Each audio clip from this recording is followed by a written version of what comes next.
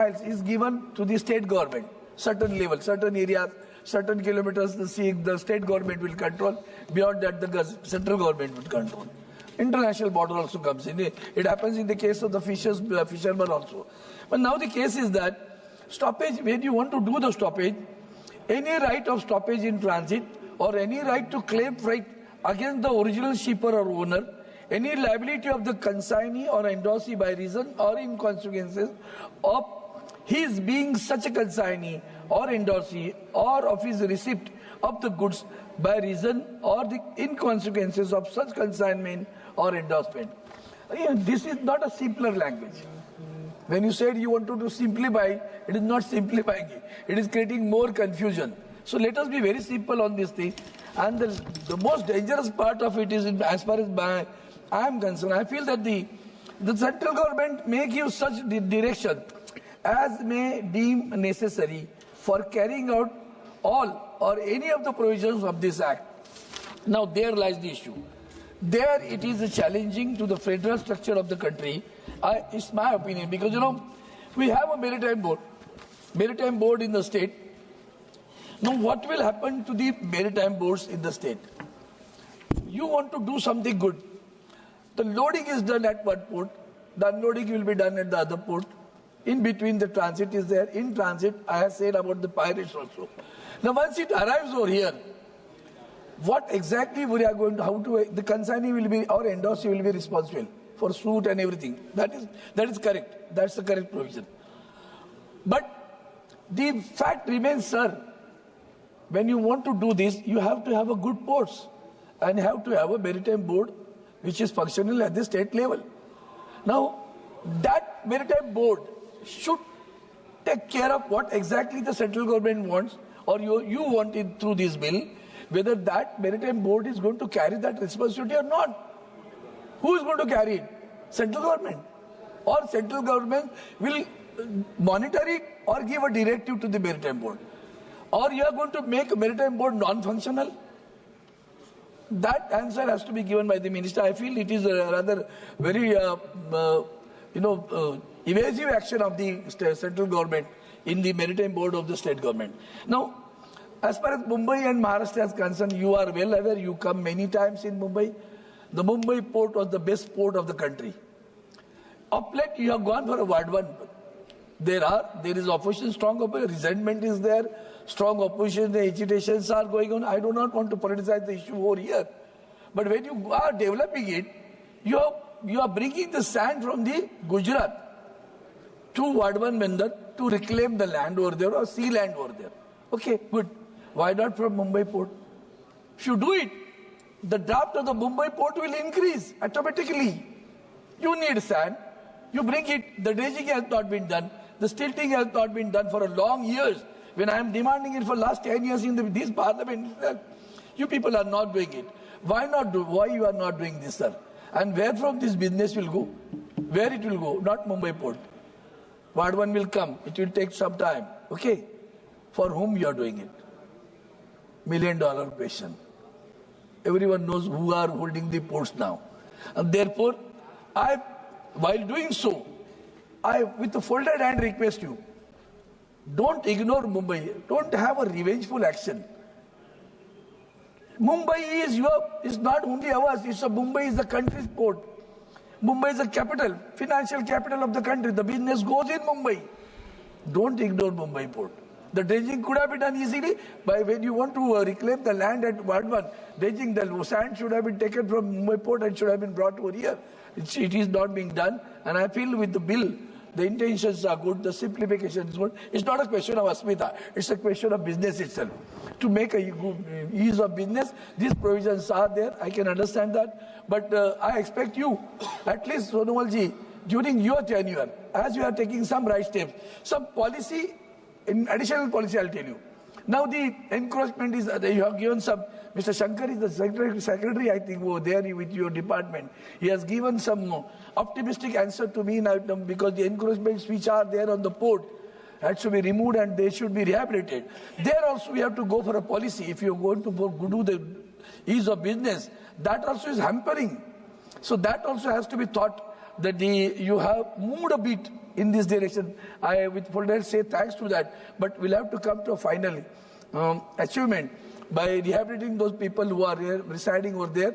That should also be done. The Mumbai port should be taken up. You must give a priority for the redevelopment of the Mumbai port. Sir, thank you so much, sir. Thank you so much. धन्यवाद जी, धन्यवाद। माननीय सदस्य श्री रविंद्र वाइकर जी।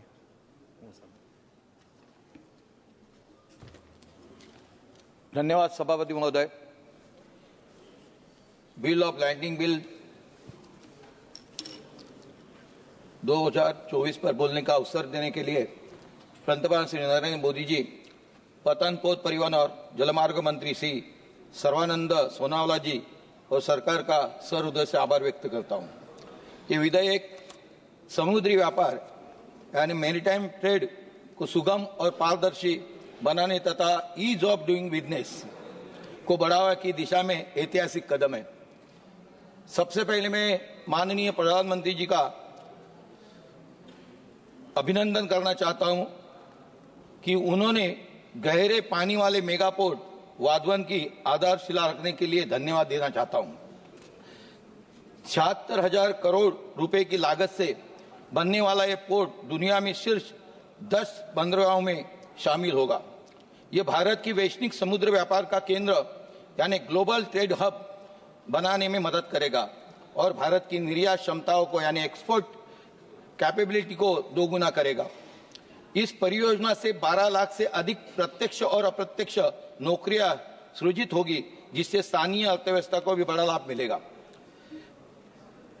Bill of landing bill 1856 के कानून का आधुनिकीकरण किया गया है। मैं अब बिल ऑफ लैंडिंग बिल 2024 के विषय पर यानी 25 के विषय पर आता हूं, जो 1886 के पुराने कानून को हटाकर एक आधुनिक विधेयक लाने की दिशा में कदम है। ये भारत की व्यापारी समुद्री व्यापार प्रणाली को दुनिया के बेहतरीन मानकों के अनुसार विकसित करेगा। सभापति महोदय, बिल ऑफ लैंडिंग का कानूनी जो ढांचा है एक महत्वपूर्ण दस्तावेज है जो शिपर और मालवाहक के बीच अनुबंध को प्रमाणित करता है। ये माल की स्वामित्व यानी हस्तांतरण ट्रांसफर ऑफ ओनरशिप और दायित्व एंड लायबिलिटी को स्पष्ट करता है। इसका परिवर्तन का अधिकार है, राइट ऑफ ट्रांसफर। विधेयक में ये प्रावधान है कि प्राप्तकर्ता और तीसरा पक्ष थर्ड पार्टी जिसे स्वामित्व हस्तांतरित किया गया है वो सभी माल से संबंधित अधिकार प्राप्त करेगा, यानी ईजीएस हो जाएगा। बिल ऑफ लैंडिंग का निर्णायक प्रमाण यानी कंक्लूसिव एविडेंस ऑफ कार्गो विधेयक स्पष्ट करता है कि यह बिल ऑफ लैंडिंग में दर्ज विवरण की माल का प्रमाण होगा, जिससे किसी की विवाद की स्थिति में यह दस्तावेज निर्णायक होगा। यानी अभी कई सदस्यों ने भी कहा कि यहाँ जो रेट जो कुछ होगा तो उसके ऊपर अपने दस्तावेज जो अभी ये बिल है वो उसके ऊपर निर्णायक होगा। ये इसके अंदर कानून के अंदर ये बिल के अंदर इसका स्पष्टीकरण किया है। केंद्र सरकार को निर्देश जारी करने की शक्ति इसके अंदर है। सरकार को यह अधिकार होगा कि ये विधेयक क्रियान्वयन के लिए आवश्यक दिशा निर्देश जारी कर सकता है। इस विधेयक का सकारात्मक प्रभाव यानी इम्पैक्ट ऑफ द बिल यानी नौकावाहन व्यापार शिपिंग ट्रेड को आसान बनाएगा, माल ढुलाई को यानी ट्रांसपोर्टिंग की कार्गो हैंडलिंग को बढ़ोतरी देगा, लॉजिस्टिक सेंटर को मजबूती मिलेगी, निर्यात को एक्सपोर्ट और व्यापारी टेंडर्स के लिए सुरक्षा और सुविधा सुनिश्चित कर सकता है। मैं इसके माध्यम से आपके माध्यम से भारत में समुद्री व्यापार का विकास महत्व बताना चाहता हूं कि 2024 में भारत के प्रमुख बंदरों में कार्गो हैंडलिंग की क्षमता यानी मात्र 800 MTPA की जो थी, जो मार्च 2024 तक 1400 MTPA हो गई है, यानी दुगनी हो गई है। 98 पोर्ट मॉडर्नाइजेशन प्रोजेक्ट पूरे हुए गए, जिनकी लागत 32,000 करोड़ रुपए है। इन परियोजना का वार्षिक पोर्ट क्षमता 230 MTPA है, यानी उसमें वृद्धि हो गई है। इनलैंड वाटरवे पर माल ढुलाई 2014 में 18.1 MMT थी, जो 2024 में 133.03 MMT हो गई है। लगभग 7 गुना बढ़ोतरी आई है, समृद्धि आई है, वृद्धि आई है। क्रूज भारत मिशन को मुंबई से लॉन्च किया गया, जिसमें भारत में क्रूज टूरिज्म को बढ़ावा मिलेगा। सभापति महोदय, जिसमें मेरी कई मांगे, जिस मांगों में मुंबई में क्रूज भारत मिशन का त्वरित विकास होना बहुत जरूरी है। अभी कई सदस्यों ने कहा कि मुंबई पोर्ट ट्रस्ट, वो भी उसका सशक्तिकरण और अच्छे से होना चाहिए। मुंबई को क्रूज टूरिज्म को हब बनाने के लिए सरकार को जल्द से जल्द इस मिशन को विस्तृत रूप देना चाहिए, ये मेरी पहली मांग है। उसमें दूसरी मांग है, जो मेरा एरिया आता है नॉर्थ वेस्ट मुंबई में, वहां वर्सावा करके एरिया इलाका है, समुद्र के बाजू का इलाका है, उस वर्सावा जेटी का निर्माण होना बहुत जरूरी है। वर्षा और उसके जुड़े तटीय क्षेत्रों में जलमार्गों के माध्यम से मुंबई से जोड़ने के लिए वर्सावा जेटी का निर्माण होना बहुत जरूरी है। इसके पहले भी मैंने कहा था कि वर्सावा जेटी का निर्माण जितने जल्द हो सके उतना, माननीय मंत्री महोदय मैं आपसे मिला भी था कि वर्सावा जेटी का निर्माण होना बहुत जरूरी है। मुंबई और कोकण के बीच जलमार्ग की भी आवश्यकता है, जो सालों से लोगों ने मांग की है। कोकण के किसानों और व्यापारी के लिए, विशेषकर फल और सब्जी उत्पादनों के लिए ये बेहद आवश्यक है कि जिनके उत्पादन जलमार्ग से माध्यम से मुंबई तक सुगमता से पहुंच सकते हैं। अगर मुंबई और कोकण के बीच वाटरवे विकसित किया जाए तो खराब होने वाले सामान को जल्दी व सस्ते पहुंचाना जा सकता है। इसलिए वाटर ट्रांसपोर्ट की वृद्धि हो जानी चाहिए। इससे कोकण के किसानों का सीधा लाभ मिलेगा और उसकी आय में वृद्धि होगी। मुंबई, कोकण और अन्य क्षेत्रों में जलमार्ग एवं पोर्ट इंफ्रास्ट्रक्चर को और विकसित करने की जरूरत है। ये विधेयक भारत की समृद्धि और लॉजिस्टिक्स सेक्टर को विश्वसनीय बनाने के लिए एक बड़ा कदम, लेकिन इसके साथ हमें पतन और जल मार्ग के आधारभूत ढांचे को भी सुधार लाना चाहिए, कंस्ट्रक्ट करना चाहिए। बिल ऑफ लैंडिंग 24 हमारे व्यापारियों उद्योगपति का सुरक्षा और पारदर्शिता देंगी। मुझे विश्वास है कि सरकार हमारी मांगों पर जल्दी से जल्द कार्रवाई करेंगी और भारत को समृद्धि और लॉजिस्टिक का वैश्विक केंद्र बनाने में महत्वपूर्ण भूमिका निभाएंगी। धन्यवाद सभापति महोदय। धन्यवाद जी। माननीय सदस्य श्री भास्कर भगाड़े जी। अध्यक्ष महोदय, बिल्स ऑफ लेंडिंग विधेयक 2024 वरती मला बोलण्याची संधी दिली त्याबद्दल मी आपल्याला मनापासून धन्यवाद देतो। हे बिल बिल्स ऑफ लेंडिंग विधेयक 2024 हे भारतीय बिल ऑफ लेंडिंग अधिनियम 1856 निरस्त करून शिपिंग आणि लॉजिस्टिक आणि समुद्री व्यापार प्रक्रियांना अधिक आधुनिकीकरण करण्याच्या उद्देशाने आणलं गेलं आहे। महाराष्ट्रामध्ये मोठी समुद्र किनारपट्टी आहे। या किनारपट्टीवरती अनेक बंदरं छत्रपती शिवाजी महाराजांच्या काळामध्ये सुद्धा किंवा किल्ले असतील, बंदरं असतील बांधण्यात आली। माजी पंतप्रधान पंडित नेहरू यांच्या नावाने स्थापन झालेलं JNPT बंदर असेल किंवा आत्ताच नव्याने महाराष्ट्रामध्ये पालघर या ठिकाणी वाढवण बंदर होतंय। हे बंदर आज जरी होत असेल परंतु त्याच्या पाठीमागे सगळ्याच शासनकर्त्यांचं फार मोठं योगदान आहे आणि या माध्यमातून परदेशामध्ये आयात निर्यात मोठ्या प्रमाणावरती होणार आहे। हे जे विधेयक आज आणलं जातंय हे फक्त एक सुधारणा नसून त्यातून अनेक गंभीर प्रश्न उपस्थित होण्याची शक्यता या निर्माण होते। या विधेयकाने व्यापार सुलभ होण्याऐवजी काही महत्त्वाच्या अडचणी वाढण्याची शक्यता आहे। यामध्ये विधेयकामध्ये डिजिटल आणि इलेक्ट्रॉनिक बिल ऑफ लेंडिंगला पूर्णपणे कायदेशीर मान्यता देण्यात आलेली आहे, परंतु यामुळे ग्रामीण भागामधील शेतकरी असतील, छोटे व्यापारी असतील, शिपिंग कंपनी, लॉजिस्टिक उद्योग यांना अडचणी येऊ शकतात। भारतातील अनेक भागामध्ये अद्याप डिजिटल पायाभूत सुविधा नाहीत आणि त्यामुळे मोठ्या उद्योगांसाठी हे फायदेशीर असलं तरी लहान व्यापार आणि शेतकऱ्यांसाठी हे बिल अडचणीचं ठरू शकते। त्याचप्रमाणे आपल्या देशातील इंटरनेट सुविधा सायबर सुरक्षिततेच्या मर्यादा लक्षात घेतल्या नाही। जर डेटा लीक किंवा सायबर हल्ला झाला तर व्यापारिक व्यवहारांची सुरक्षितता धोक्यामध्ये येऊ शकते। आंतरराष्ट्रीय शिपिंग नियमांशी हे विधेयक मेळ बसताना दिसत नाही आणि यामुळे व्यापार करताना अनेक अडचणी येऊ शकतात। त्यातून भारतीय शिपिंग कंपन्यांचं मोठं नुकसान होऊ शकतं। विधेयकातील नियमामध्ये व्यवहार पारदर्शी होईल असे भासवलं जात असलं तरी व्यवहार मोठ्या कॉर्पोरेट कंपन्यांसाठी अधिक फायदेशीर ठरतील असं मला वाटतं।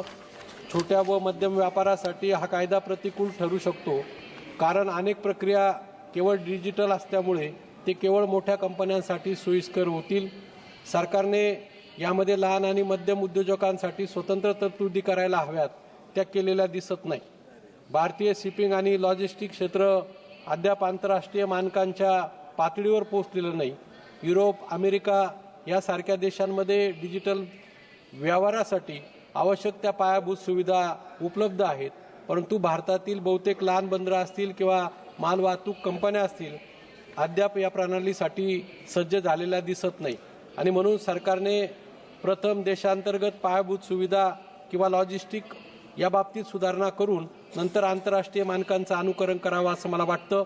आपला देश हा कृषीप्रधान देश असून माझ्या महाराष्ट्र राज्यातून विशेषतः नाशिक असेल, दिंडोरी लोकसभा मतदारसंघातून मोठ्या प्रमाणावर शेतीमालाची निर्यात होते, परंतु वारंवार बदलणाऱ्या आयात निर्यात धोरणामुळे शेतकऱ्यांना मोठा आर्थिक फटका बसतो. निर्यात धोरणामध्ये दीर्घकालीन स्थिरता आणण्यासाठी उत्पादन खर्चाच्या आधारे हमीभाव निश्चित केला गेला पाहिजे. माझ्या दिंडोरी लोकसभा किंवा नाशिक जिल्ह्यामधून कांदे असतील, द्राक्ष असतील यांचं उत्पादन मोठ्या प्रमाणावरती घेतलं जातं, परंतु वारंवार निर्यात बंदी केली जाते आणि त्याचा फटका किंवा परदेशी देश आयात शुल्क आकारतं आणि त्याचा मोठा फटका हा कांदा किंवा द्राक्ष उत्पादक शेतकऱ्यांना बसतो. शेतकरी सातत्याने कांद्यावरील निर्यात शुल्क माफ करावं, पाठीमागे 40% निर्यात शुल्क होतं ते 20% केलं. आजही माझ्या मतदारसंघामध्ये लासलगाव ही आशिया खंडातील सर्वात मोठी कांदा उत्पादक बाजारपेठ आहे. त्या ठिकाणी शेतकऱ्यांनी सकाळी कांद्यांचे लिलाव बंद करून निर्यात शुल्क 0% करावे अशा प्रकारची मागणी केली आणि त्यामुळे हा शेतकऱ्यांचं मोठ्या प्रमाणावरती या माध्यमातून नुकसान होतंय.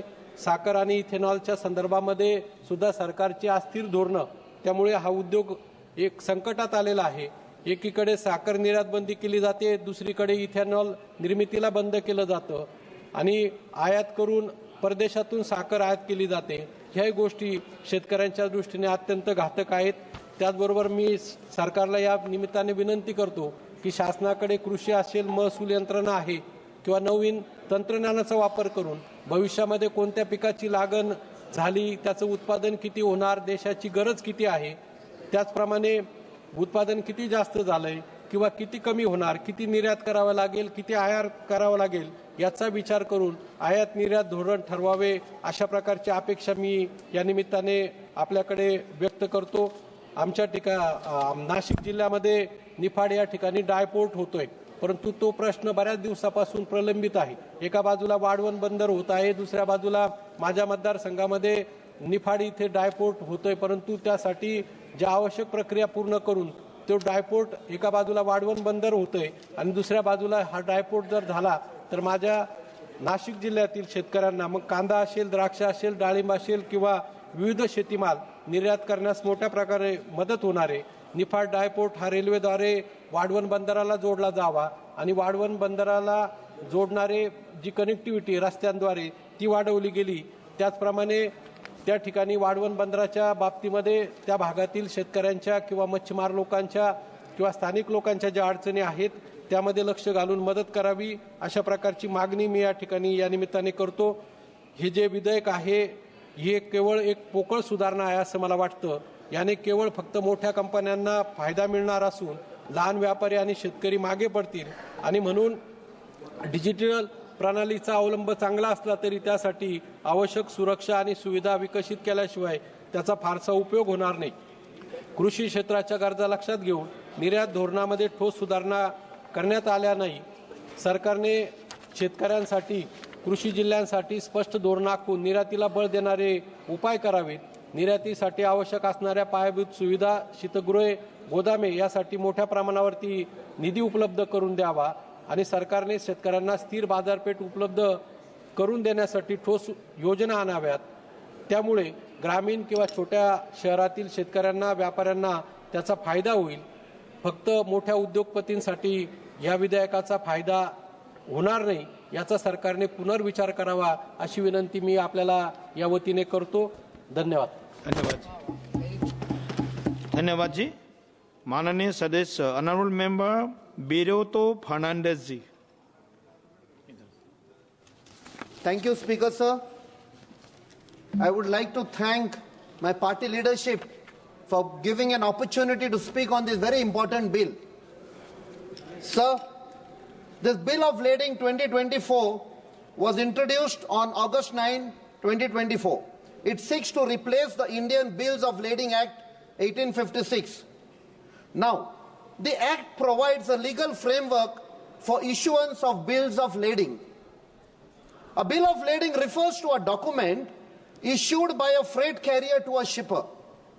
It contains details such as the type, quantity, condition, and destination of goods being carried. Now, the Act states that a bill of lading is conclusive evidence of goods on board. It grants following persons all rights of suit and liabilities regarding the goods. A, the receiver as per the bill of lading. Second, any third party to whom the receiver may transfer the ownership of goods. Sir, when we are discussing the bill of lading, it is but necessary that we get into a discussion of shipping and shipping related matters, because the entire issue is related to shipping. In this context, I suggest the government should facilitate to modernize the shipbuilding industry in India, as we have huge potential to compete the shipbuilding industry in the world with the global industry of shipping. Now, when we speak of shipping, the name that pops up is the Shipping Corporation of India. The Shipping Corporation of India has played a huge role in contributing towards India's economy, and both during peacetime and during hostilities. But provisions in this bill makes one wonder what the real intention is by bringing this bill. Has the government involved all the stakeholders in formulating the bill? Or is it to dilute the stake of Shipping Corporation of India? At first glance, it seems that the bill is to carry forward the legacy of this government to hand over every aspect of our economy to their most favored businessmen. It's not a mere allegation, but because we know who it is. Now, there are certain factors that I would like to suggest to the government when the government is calculating the impact on the shipping industry by trying to bring this bill. Some of the related problems plaguing the shipping industry are container shortage, surge in freight rate and shipping cost, shipping delays at the ports, and turnarounds at the ports. Now, some of the major problems are at customs and immigration. Complex documentation, inaccurate or incomplete paperwork, goods misclassification, valuation issues, delays due to strict regulations, potential for corruption, lack of transparency in the process, and difficulties with classifying restricted or prohibited items, often leading to significant delays in import and export shipments.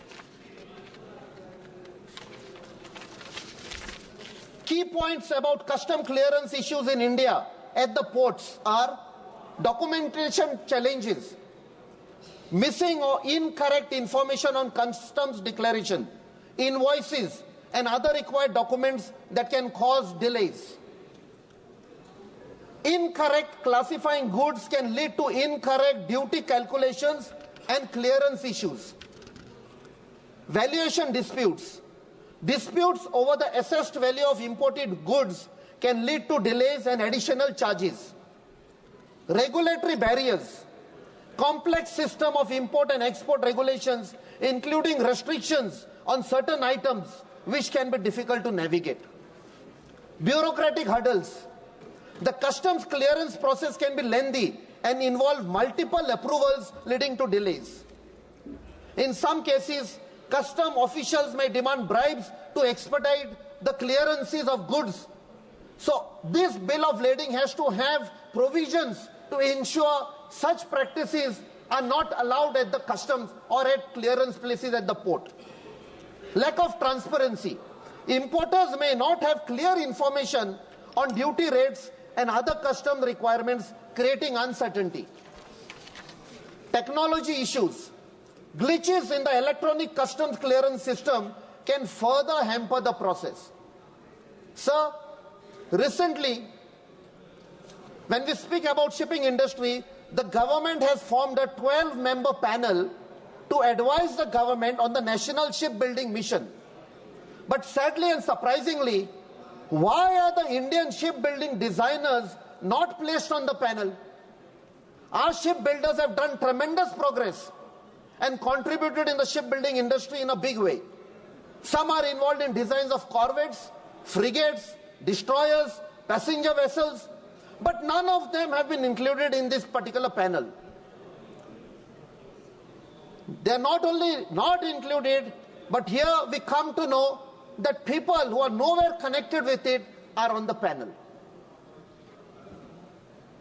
I smell a rat because it looks like an entire exercise which may finally end up in breaking Shipping Corporation of India, and who will gain from that but the most favored businessman friend of the government. Sir, while presenting the budget, the Honorable Finance Minister announced a 25,000 crore maritime development fund, a revamped shipping building financial assistance policy to address cost disadvantages faced by Indian yards, a credit note scheme for shipbreaking in Indian yards to promote circular economy and infrastructure status to large ships above a specified size were also announced. Today, India holds less than 1% of the global shipbuilding market, but aims to break into top 10 ranking by 2030 and top 5 by 2047. Why not? We have to. But with such backward-looking provisions, are we going to break into the top 10? Sir, coming to my state of Goa,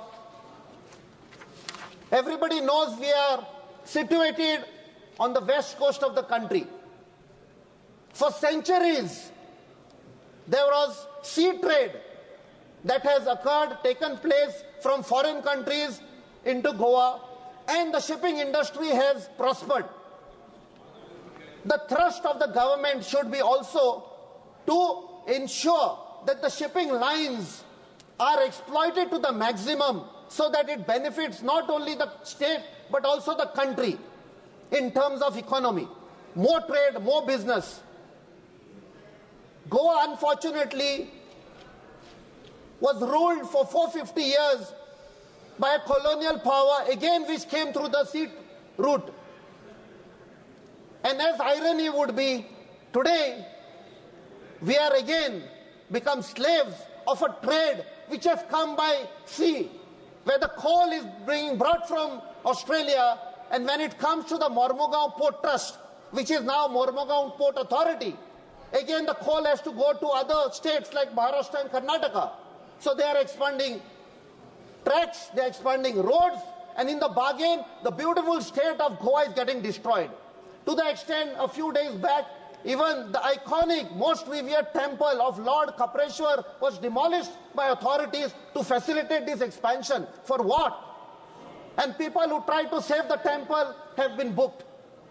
Even yesterday, sir, for facilitating this coal trade, when they were trying to expand the railway tracks, even the sarpanch, a lady sarpanch, has been booked by the authorities.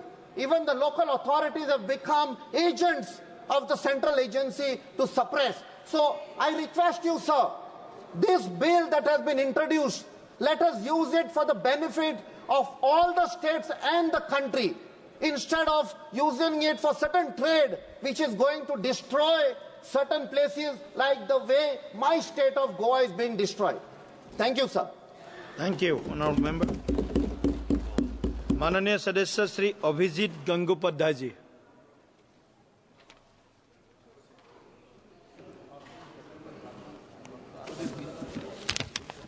I thank my leader Narendra Modi ji, and also I thank Honorable Speaker while speaking in support of this bill.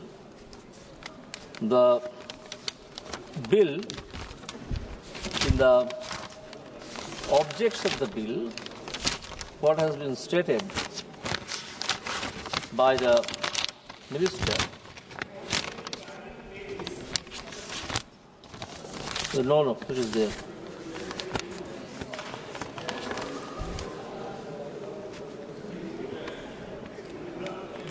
For ease of business,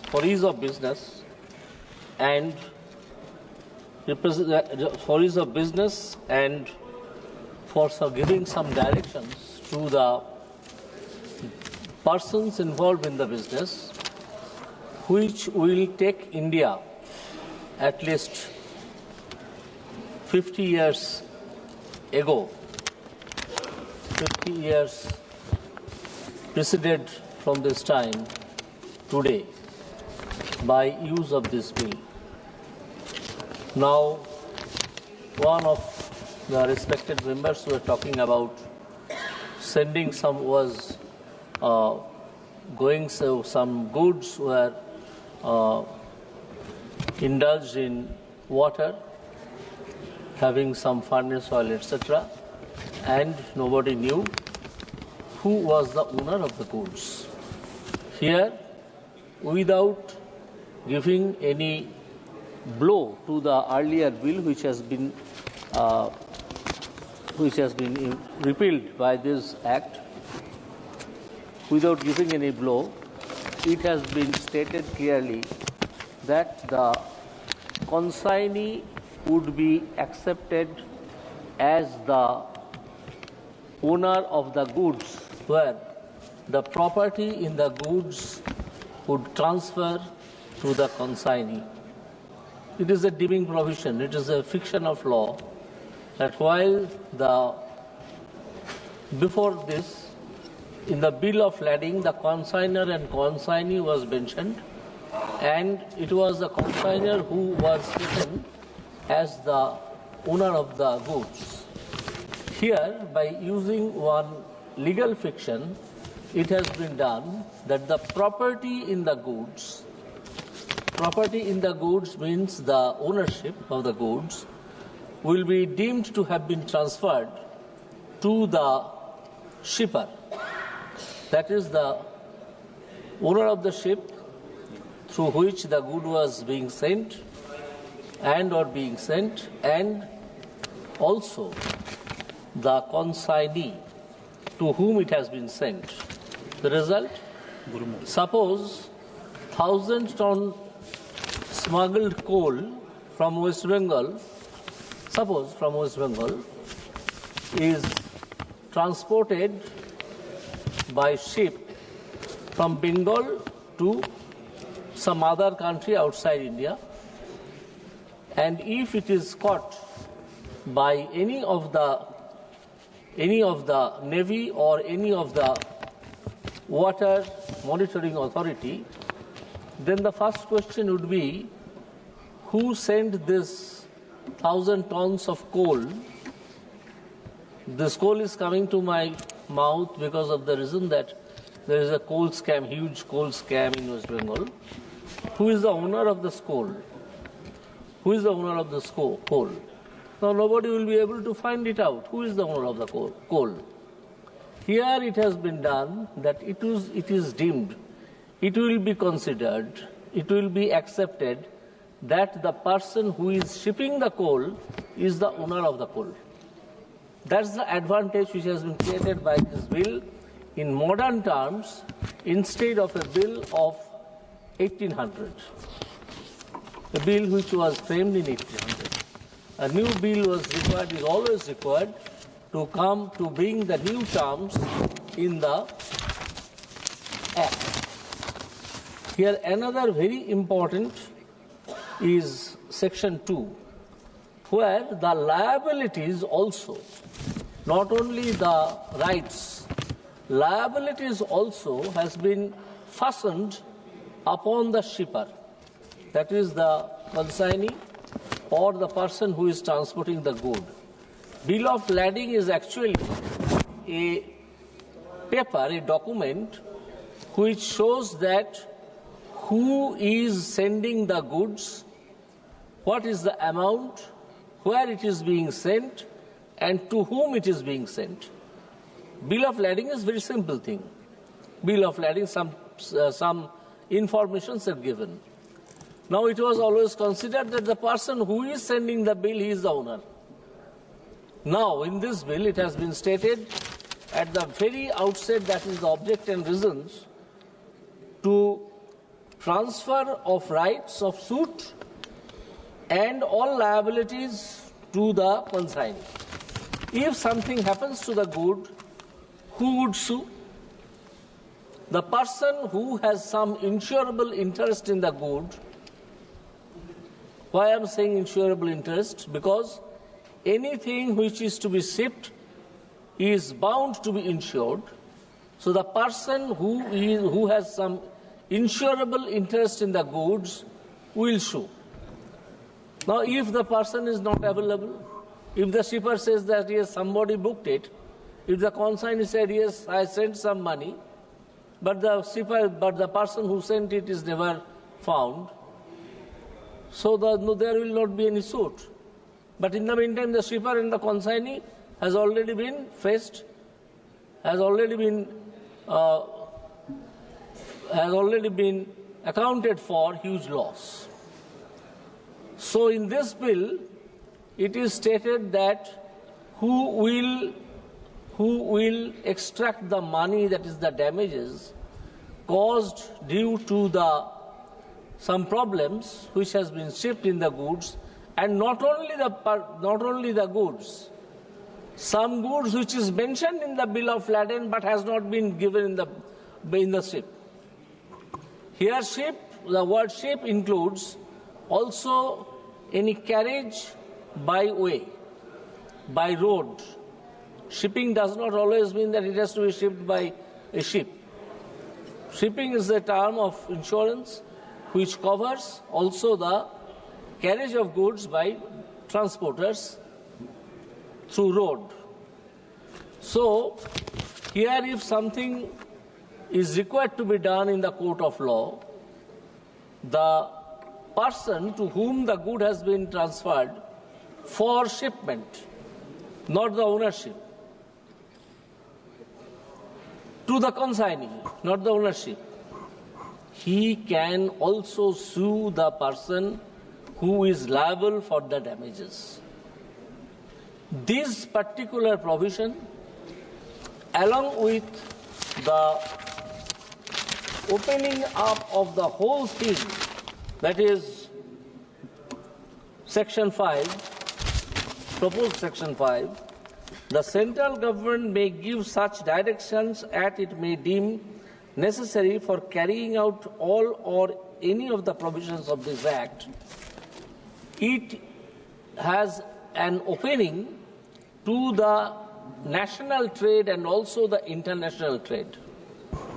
For doing something, if some direction is required, a person is to go to the court of law, where a litigation will continue for 20 years. Whereas the government has taken the responsibility of giving directions. If the direction is bad, court has also already vested with the power by Constitution of India to declare it as bad. So whether it is a bad decision or good decision, I am not on that. I am on the question whether the government can issue certain directions for the betterment of the transport by sea or by road. The bill of lading is not only used only in ship, it is also used in transport and also in multimodal transport act. Under multimodal, we have one multimodal transport act which shows that some goods will start, say, from Calcutta to Paradip, from Paradip to some other country, from that country, from the port to some factory. For the whole thing, one bill of lading can be used. This is said multimodal transport. So this multimodal transport will also come within the meaning of this act. So while supporting the bill, I say that it has opened up an area for our country which is very progressive, which will bring India at least 50 years ahead of our time. Thanks to all. I conclude. Thank you, Honourable Member. Honourable Members, M. Gurumurthy ji.